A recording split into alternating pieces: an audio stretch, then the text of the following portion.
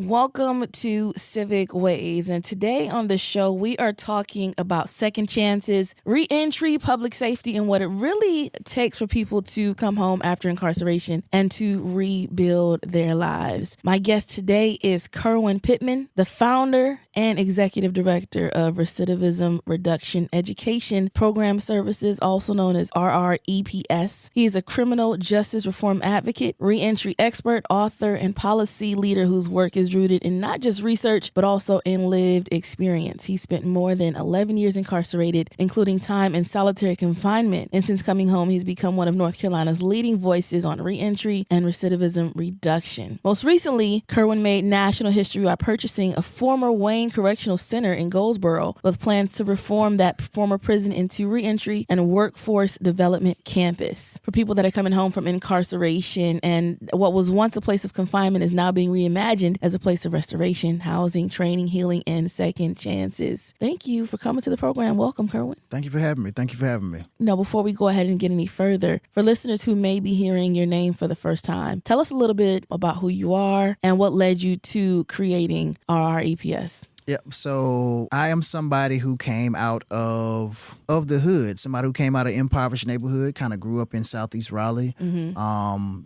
there by the Bojangles in the cookout, and kind of grew up in the 90s, a 90s baby. And so kind of grew up in the drug epidemic era, the crack era. So grew up kind of in that environment. Of course, being in that environment quite naturally funneled me directly into the streets, and then funneled me directly into a prison. And so I looked at the age of 18, 19, I ended up doing 11 and a half years in the carceral system. And so I came home 30, about to be 31, a man on a mission who really wanted to come back and really rebuild my community that I once was helping to destroy. And so I think a lot of the life driving force behind what I do now is me really trying to not only help my people, because I understand them now, because I went through the struggles, I went through a ton of different things, was able to overcome a ton of different things. But most importantly, I wanted to leave the world a better place that I found it and I leave it. Yeah. Are you comfortable saying like what you did time for? Yeah. So my life story is all on the internet. Y'all can Google me. So I did time for conspiracy to commit murder.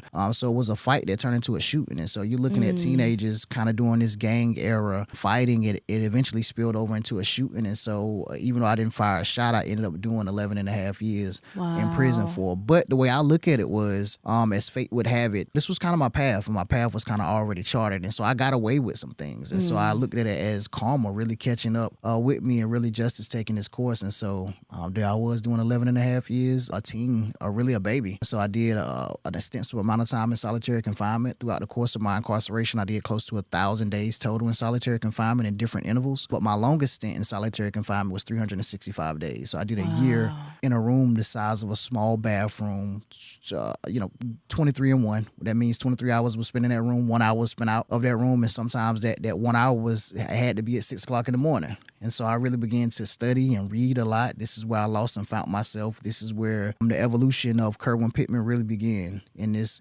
small, dark space in a prison inside of another prison, because the whole solitary confinement is like a whole nother world inside of itself in the prison. And I like to say inside of another prison inside of my mind. So I'm in 3 prisons in the darkest place in my life. And it's really where I began to climb out of this darkness and out of this hole. I can only imagine the mental toll that would take on anybody, yes. Even the strongest person being confined that long for so many different periods of times. How did you not lose your mind during that time period? I like to say, in an environment like that, you have to go insane to be sane, right? And so it's one of those things, whereas in society we may see things that we perceive to be insane, but in that particular world it may be perceived to be sane. And so my vent mate, the guy who was in the cell beside me, after me being back there a few months, I actually couldn't even hold a conversation with him no more.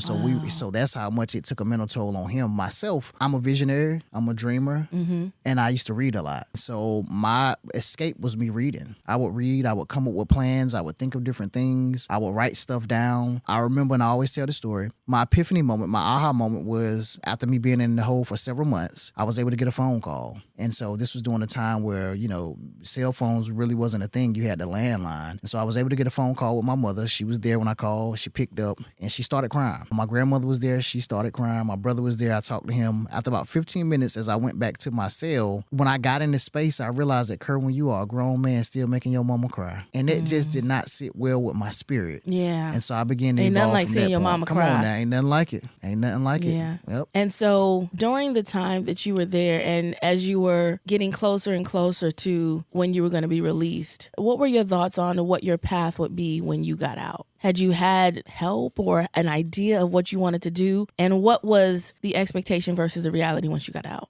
So I'm a seer, right? And so I can see some things before they happen, right? And some things I know. I'm a feeler too. So some stuff I can innately know without even like knowing how I know these different things. So I knew that I was going to do great stuff when I came home. I just didn't know into what totality it would be. Yeah. And so I remember I had a conversation with the chaplain. He said, and he asked a question that everybody asks before somebody come home. He said, Kerwin, what you gonna do when you get out? So a couple of days before I was about to come home, and I said, I'm gonna be an advocate. I'm gonna be an activist. I'm gonna help my people, right? And so he looked at me as if a parent look at a small child when you ask their child what they're gonna be when they grow up, and the child said, I'm gonna be an astronaut. The Right. likelihood of them Oh, being an that's cute, astronaut and baby. being successful is Go slim get to some none. Cheetos. Exactly. Yeah. Right. And so he said, what's your plan B? I said, it ain't no plan B. That's what I'm gonna do. And so I already knew innately that I was gonna come home and be able to help my people. And so as fate would have it, I started advocating, really got into the criminal justice space, met a group of women who, unbeknownst to me, that was their first time meeting, the first time I met them, and we started advocating against law enforcement brutality in Raleigh. I started my nonprofit simultaneously helping people come home because I had met so many friends and made so many friends inside of prison because I had been there 11 and a half years and they would see me on the news and be like, Kerwin, you perceive me as being successful. So they would ask me, how am I doing it? And so I would give them just the tips that I learned. And so started the evolution of my nonprofit of helping people coming out of jail and prison. And so once you got out and you decided to go ahead and start organizing and building up your nonprofit, what particularly was it about the space of reentry that motivated you? The space of reentry is unique, right? And it's one of those things that I realized that a lot of people need help in because while I was inside, I seen a ton of people come back and I would just be like waiting for my moment and be like, why is it so hard?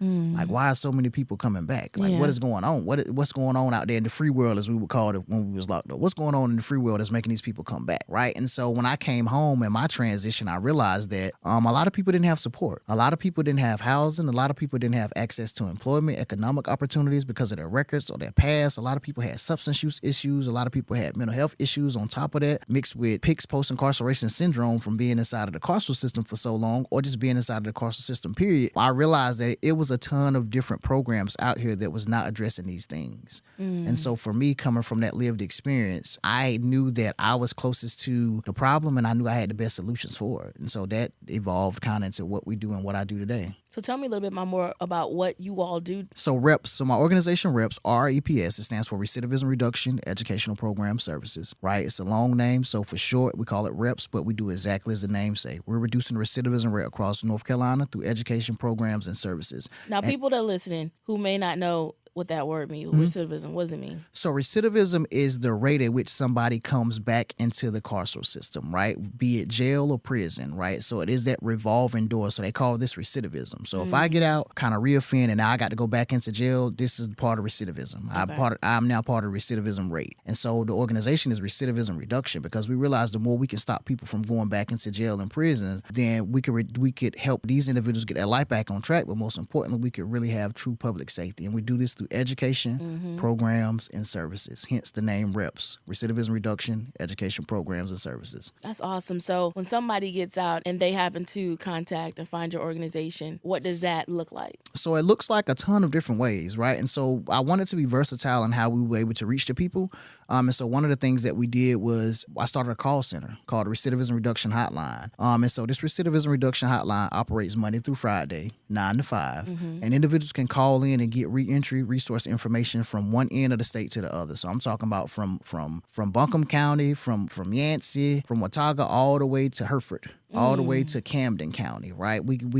I've compiled a list of different reentry resources for second chance employers, second chance housing, just second chance opportunity, third, fourth, fifth chance opportunities for these individuals. And the reason I did this was because when I came home, it was hard for me to find resources, and my family didn't know how to obtain these resources because they had never been through, the carceral system like most families haven't, right? Did you find like a lot of red tape to even get to the resources? Yes. So it was red tape getting to the resources. One of the biggest barriers for people coming home is transportation, right? It's how I'm gonna get to it. So we have things like NC Works, and no knock on NC Work at all, and it's a great concept, but they put the resources in the building and expect people who are closest to the problem to get there, and these are the people who least have transportation. Right. And so for me, when I came home, I had to go to NC Work to a program for 4 days. On the 5th day, I would show up and then they would help me get a job. Right. But I could only get a ride 2 days. So that means for them other 2 days, so I couldn't even complete their program to potentially even be considered for a job. Right. So that avenue didn't work for me. And so the call center, you can call in, get resources directly right there. We vet it every 6 months. So we make sure that it's up to date, because we know in the reentry world, like, things change so quickly. People go out of business, new companies pop up, people are doing new things. So we make sure that information is important. And so our call center, the number is 1-888-852-0004. Again, 1-888-852-0004. So if you're listening to this and you need somebody, or you know somebody, that need reentry information, recidivism reduction information, call in. I got a specialist that answer the phone. This specialist has lived experience. They're peer support certified, forensic peer support certified, as well as community health workers. So that's just one of our programs, the call center. We have a mobile unit as well, a bus that I gutted out and turned into an actual center on wheels, because I realized that transportation is the biggest barrier for my population of people that I serve. And so we go into communities, we help people get birth certificates, social security cards, IDs. We do all this for free now. So we'll pull into communities and do all these things for these individuals for free. Birth certificates, social security cards, IDs, connect them with Medicaid, Medicare. They already have it. We connect them with their care manager inside of whoever they have Medicaid with, because a lot of times these MCOs, LMEs, they have different resources available for their members. But a lot of people don't even know that, right? And so they may have a whole department that deals with people with second chances, or deal with people who are struggling with after incarceration, coming home and transition. They have a whole department that help them, such as Trillium, right? So Trillium has a department like that. Alliance have a department like that. So it's a ton of different MCOs that people don't even know about. Yeah. All right, so we connect them with the individuals in that department. So we pass out harm reduction supplies. That's fentanyl test strips. That's Narcan. We teach individuals how to use Narcan. We pass out hygiene. We pass out inclement weather supplies. We pass out food. We pass out a ton of different resources we give to individuals. We got a media station in the back so they can come in and actually apply for a job through our system, create a resume. We got 2 specialists on the system. They're peer support certifications. They also are community health worker certifications, so they'll help them, and they have lived experience. So they know how to help these individuals because they had to transition themselves, which is extremely important. That's incredible. Helps. And it seems like there's so much intention behind putting together the program, because you like you said, the lived experience, what you are missing and what a lot of people that have gotten out have been missing, which brings me to the Wayne Correctional Center. Yes. You recently made a purchase in Goldsboro. So take us back to the moment you saw the property, you realized it could become something different. And was this always part of the vision, or was it something that's kind of organically happened? So it was yes and no, right? So it was always part of the vision, but it was something that organically happened. And I believe in timing, and I believe in divine timing. So when things are supposed to happen, they're going to happen. And so it was one of those things, whereas this was actually my second prison. The first prison, the deal fell through because, a department didn't particularly honor, and it wasn't DAC, it was DOT, Department of Transportation, didn't honor the contract. And so that deal ended up falling through of me obtaining that prison, and I was going to turn it eventually into a violence intervention and violence prevention in Durham at Guest Road, right? But when the contract fell through, off of that, I started the mobile units, right? And then after I started the mobile units, now we went on, and this one I seen Wayne Correctional was for sale. We went in, we toured it, and I was just talking, I'm kind of like one of those guys that move by my spirit. And so I said, God, if this for me, this going to be for me, right? When I go in here, I'm going to feel it and I'm going to know it. And so I walked in. Of course, this is a prison that was decommissioned for 13 years. So that means it was sitting for 13 years. They would go in and do routine maintenance on the property, but it was the conditions. So it was dust everywhere. The birds had taken it over. Like it was different wasps everywhere. So it was a ton of different parts when I walked in. And I was like, man, like we're going to have some work we got to do here. But I seen the vision. So my team was looking at me like I was crazy. They coming in like, man, you got us going into these dusty buildings. Like, but I could see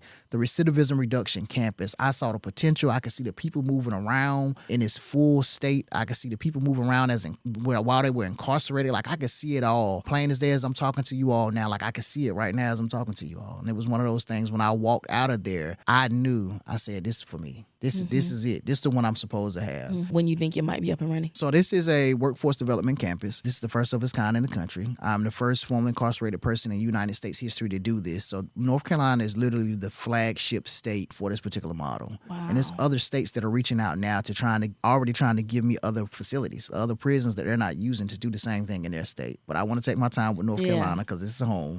Right. And so this is a transitional workforce development campus. So what this look like when individuals are coming out of jail or prison, we'll get referrals from across the state from different providers, different state agencies, just individuals who will be able in our referral system. We'll go meet with individuals. If they are a good fit, they can come into the program. Now they're able to choose one or two tracks. Our first track is our workforce development track, to where we've already started partnering with different fair chance employers down in the area, such as Purdue and these other chicken plants. So we've already secured job opportunities for these individuals before we've even begun renovations on the property. Wow. Right. And so that looked like if they come and they choose that track, they automatically go to a job. They'll stay with us 6 months for free. Then toward the end of the 6 months, we have case management. Like stay on They're site? Stay on campus. So we're going to flip the properties, and the property is going to mimic a upscale Beverly Hills treatment center merged with a college campus. So we're going to take the fencing down. We're going to put wood framing up. We're going to frame out the actual dormitories so individuals will have their own individual room. They can access via key card and access other parts of the property via this key card. They'll be able to choose to stay with us for free for 6 months. Then toward the end, we'll have case management and social workers then look for them a place to stay toward the end of that 6 months. Now, if they're not able to transition out in those 6 months or towards the end of that 6 months, we have 19 acres, 80,000 square feet. We're going to put about 60 tiny homes on a tract of our land where they'll be able to transition into. So that's our first track. Our second track is our vocation education track. And so this looked like what I realized, different industries, the workforce is decreasing, such as HVAC, brick mason, plumbing, electrical wiring, like all of these things that society need to function. Yeah. People are retiring and nobody's teaching these skills, these trades in these different industries. AI can't plumb. It can't. It cannot. It just can't do it, right? Even if you use AI to build a 3D system, they're going to need manpower to actually put it together and build it and go out there. We ain't that advanced yet to where the robots will go out there and put it together, right? So that means it's still I saw a job robot trying to dance to Billie Jean, and it fell and just started crashing out. Like, come on, man. AI, like, come on.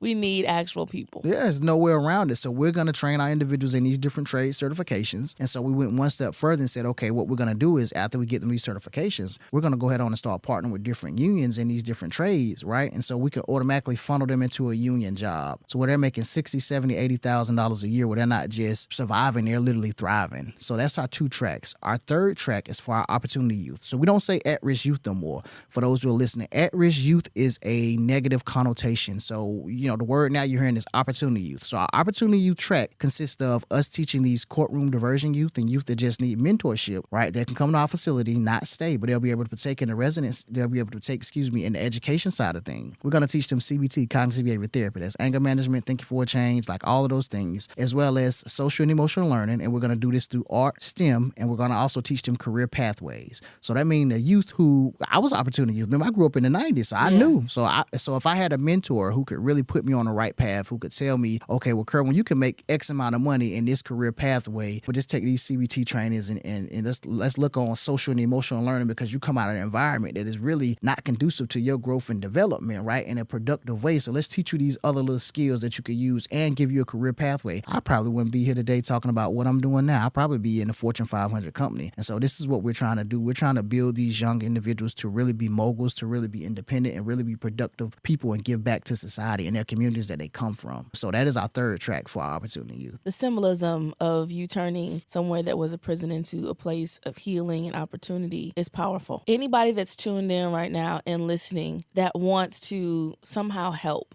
what can people do in order to help make this? Obviously, you have a team and you're moving forward, but are there ways that people can give back and be a part of it? We are now kind of fleshing out a day of service to where individuals will be able to come onto the campus. We'll have different projects and different things for them to do, well as we always need monetary donations, right? So every little bit count, because even right now, we still have to keep the grass cut. We still got to pay the light bill. Yeah. We still got to pay for ton of other expenses that people really don't even think about. But when we acquire this property, it's now our responsibility to do these different things. And so any little bit count, right? But also, most importantly, if you can connect us to different individuals who may be able to give in a way that is big philanthropically, that'd be great as well. If you could tell a friend to tell a friend about what we got going on in North Carolina, this formerly incarcerated person is the first person in United States history to purchase a prison, and it's going to be right here. That'd be great as well. But they could go to our website, right? www.rreps.net. They could click the link at the bottom that say get involved. It'll take them to our link tree. They'll be able to donate in a multitude of different ways. They'll be able to sign up for different newsletters, sign up to be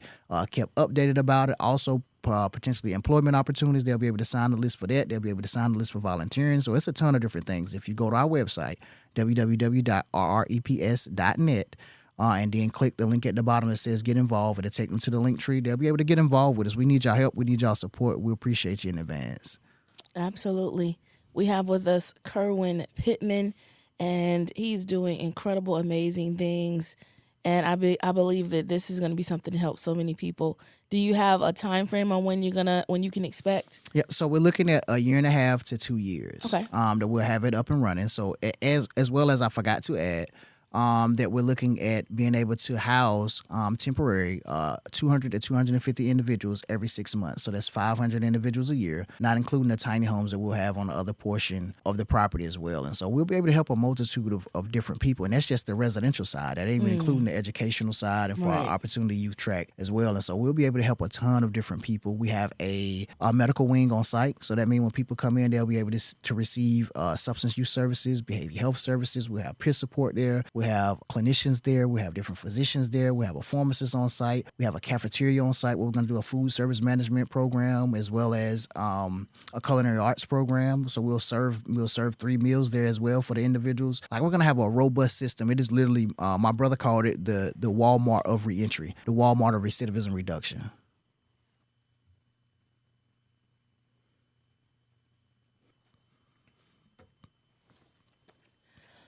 Welcome back to Civic Waves. I'm your girl, Mir.I.am. My guest today is Kerwin Pittman, founder and executive director of Recidivism Reduction Education Program Services, also known as REPS, community justice reform, reentry expert, author, policy leader. And he bought a prison.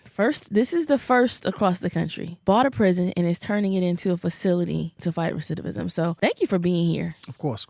I know this is going to be a lot, that you're undertaking, and having a team is a huge part. When you were first released and you were trying to make this vision a reality, how did you start to build your team? So my team was kind of already in place. So I had built the mobile units, and my team was already tried and true, meaning like we had already helped 13,000 people last year alone through just our mobile units and kind of like the operation and our case management. And so building the team was kind of like the easy part. Now the team for the construction side of things has really been a learning experience for me because, I didn't really know too much about engineering, architectural structures, general contractors, and now we're bumping up against nobody has ever flipped a prison before, right? And so that level of expertise is really non-existent. And so we're literally building this plane as we flying it, so to speak, with these different engineers, architects, and different things of that nature. And some people coming in and they seeing a prison and they seeing dollar signs. They seeing ching-ching, so they giving some proposals that's just preposterous. It's like, we can't. So we went through a lot of different things on this journey so far. I'm just thinking about the fact that you are the first to come up with this idea. And I'm hoping it's something that continues to grow and expand because it's something that's needed. But why hasn't this been done before? It would seem as though the system would like to have people continue to go back. You're going to keep going back if you don't have help, if you don't have resources, if you don't have a support system, if you don't have all these things. So you would imagine if the goal was to help reform people, that there would be some real help and spaces and facilities. Because like you were saying about transportation and housing, a lot of people don't have places to be able to go. So what's the deal?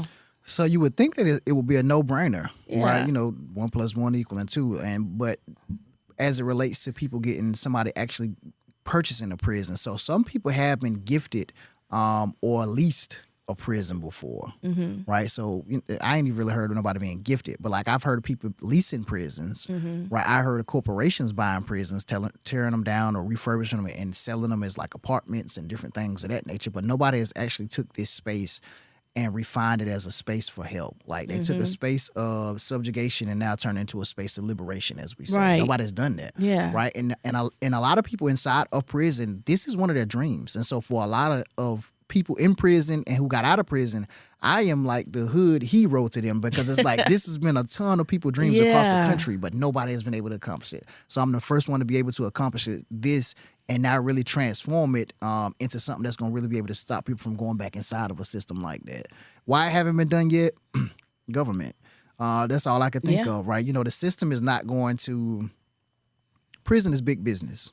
You have the prison industrial complex. It is a lot of different companies that are making millions upon millions and prisons, of dollars. more prisons being built up right now. Right now, right? And so they're making a ton of money. And so if you look at it from a business standpoint, they need people to keep going back inside of prisons in order to keep the economy going, because they didn't build a part of the economy off of this prison industrial complex. Right. And so really, they're really looking at me as a disruptor inside of this system, because I'm trying to stop people from going inside. Right. So now I'm taking away business. And so I think the state haven't really, or the government haven't really got into that part, because for a good portion, they profit off of prisons. Right. And this whole tough on crime 90s era thing is still ringing true today in a lot of people's ears. Right. And it's still ringing true. And we know that statistically, the data shows that locking people up does not reduce crime. It doesn't. When you give people access to resources, opportunities, and a true community, that is what has been known to reduce crime. Yeah. Right? So why not, if we have the solution, if we have the antidote to this problem, why are we not using it? So it has to be a bigger play at hand, and that is the prison industrial complex. It's economics. Money. At the end of the day. Everything that you're doing is so innovative, and it's so needed, and it's so necessary. And I want you to tell our listener one more time that's tuned in right now that wants to help out in this space and do whatever they can. Where can they find out more information? Where can they help? Yes. So please go to our website at www.rreps.net. If you click on our website, if you go down to the bottom of the page, it is a tab that says Get Involved. If you click that tab, it takes you to our link tree. It has all the ways to donate. It has, if you want to volunteer, where you can sign up to volunteer. It has a thing where you can kind of keep up what we have going on up to date and follow the work we're doing. It also have employment opportunities. So we're going to need people to work this facility, right? Not as a guard, right? But as different things in different parts of the facility that we have moving, right? So that could be somebody in the medical field. That could be somebody, that could be a social worker. That could be a caseworker. That could be somebody who knows therapy. Like, there's a ton of different things that they'll be able to be employed by. Also, as well as y'all follow me on all social media platforms. I'm Kerwin Pittman on all social media platforms. A lot of the times I drop exclusive things, exclusive content on my social media page. And so you'll be able to see a lot of different progressions. Sometimes I go live. I'm trying to be more intentional about going live from the space and showing people the campus, because we really haven't shown the space like that to the world. We are doing tours, but we're doing tours to prospective or potential funders and partners and different things of that nature. But we will have a day of service for community just to come out and see what we have going on. We want to do a ton of different things in this space. Listen, I believe that this space is going to be a godsend for a lot of people. I can imagine a mother whose son has recently been released and who's being stressed because she doesn't know what she can do to help, or a child or a sister or a cousin or just a friend who wants to make sure that their loved one does not find their way back to prison, not knowing what they can do in order to help, feeling helpless. So this is going to help so many people, and we need more of this. We need more pouring back into people, because people make mistakes. People go through, and people deserve an opportunity for a second chance, a real chance. That's right. And not to be held back from opportunities and resources and things. So thank you for everything that you're doing. Is there anything else that you wanted to let us know about the facility, or anything else that you have coming up or going on? Coming up, we're about to release an app. This is an app where individuals will be able to have tailored reentry plans that'll give them a step-by-step plan with different guides and clickable links that they'll be able to get the help they need. We also are about to unveil a third mobile unit here soon. So we'll do the unveiling of a third mobile unit. We have different trainings we're about to roll out. One is our post-incarceration syndrome training. We also have a training for family members, right? So what we realize is that family members a lot of the times are the first responders for their loved ones coming home, right? But are the least equipped. So imagine EMS showing up to your house and they don't have the right equipment. And so this is what the onus is on these family members when people come home and they don't know how to help them, right? Because my family went through the same thing. So we got a training for family members on how to help their loved ones transition, with how to look for resources, how to, all the things that their loved one may be going through, like all of the different things. Yeah. Well, Kerwin, we appreciate you stopping through. We're going to continue to stay up to date and help out however we can. Please if do. you have any new updates on the facility, make sure to let us know. Well, Kerwin, we thank you for stopping by Civic Waves. Thank you for having me.